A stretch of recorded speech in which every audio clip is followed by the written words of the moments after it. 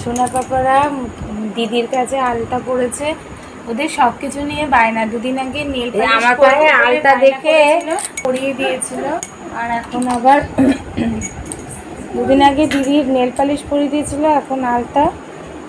আর এই যে এখন মাম্মামের পায়ে আলতা পরিয়ে দিচ্ছে।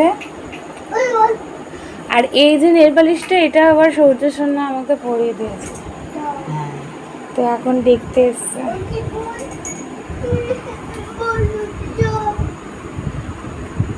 আবার থ্যাংক ইউ বলে, আলতা পরিয়ে দিয়েছে আমাকে, থ্যাংক ইউ বললে না তোমরা? এই যে থ্যাংক ইউ বলছো সোনা? আবার বলো থ্যাংক ইউ। বলে বাবা, তুমি বলো, তুমি বলো, তুমি থ্যাংক ইউ বলো। ঠিক আছে মুছে দিচ্ছি, তুমি বলো, তুমি আগে থ্যাংক ইউ বলো, থ্যাংক ইউ বলো, বলো। ওর বলের দিকে নজর। সৌর্য সোনার এতটা ঠান্ডা লেগেছিল, কাঁচতে কাঁচতে এখন গলাটাই ভেঙে গেছে।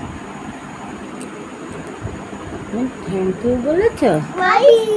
থ্যাংক ইউ বলো, আমি তো পড়েই দিলাম, তুমি থ্যাংক ইউ বলো। এবার এরকম করে দিতে হবে। মেয়েরা পড়ে, ছেলেরা কেউ পড়ে না।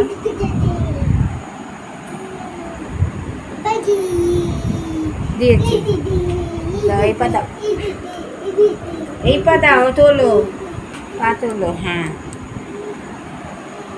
মাকে পড়াতে পড়াতে আবার ওনাকে পড়াতে হচ্ছে। না, কি সুন্দর আলতা পড়ছে দিদির কাছে। ভালো বাপান, ভালো। বলো থ্যাংক ইউ বলে দাও মায়, জোরে বলো। Thank you.